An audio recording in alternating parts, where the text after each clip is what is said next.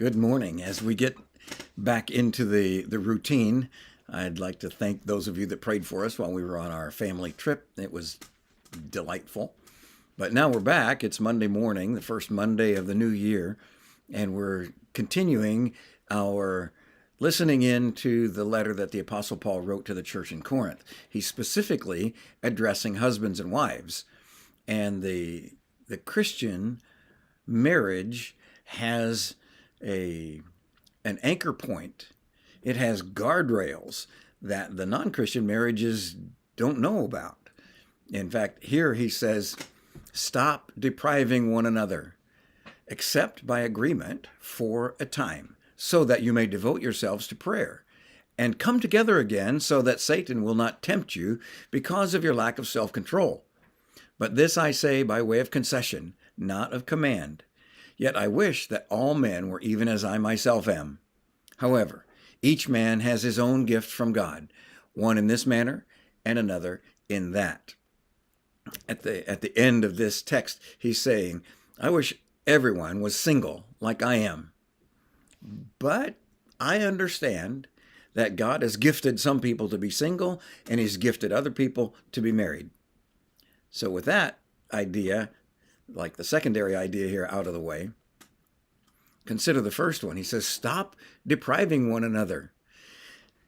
I'm mad at you, or, I'm not in the mood, or my heart's not in it, or whatever the excuses we use for depriving our spouse of physical intimacy.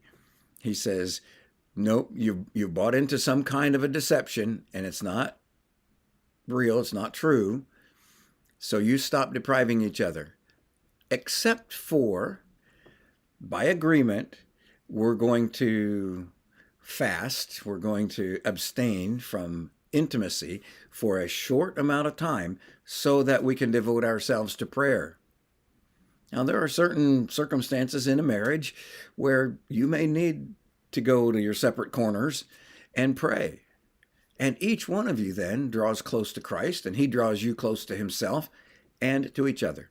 And then he says you come back together.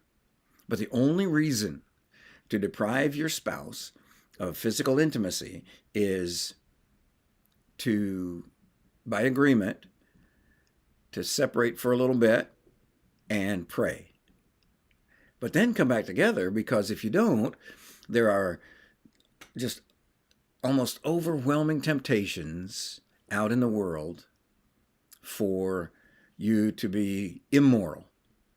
So you find your joy, you find all your fulfillment in your spouse and in that relationship, and nowhere else, not even in yourself.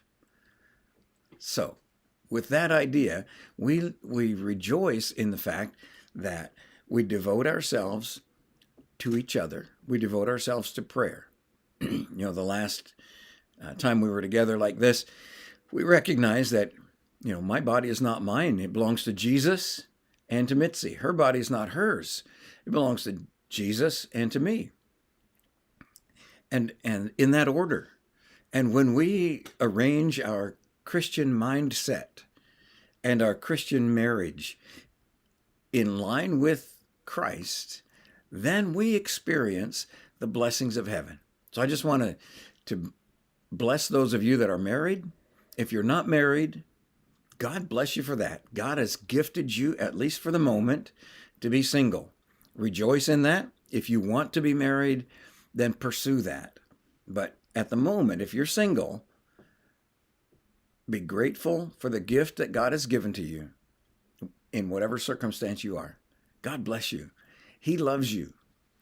And we love you too.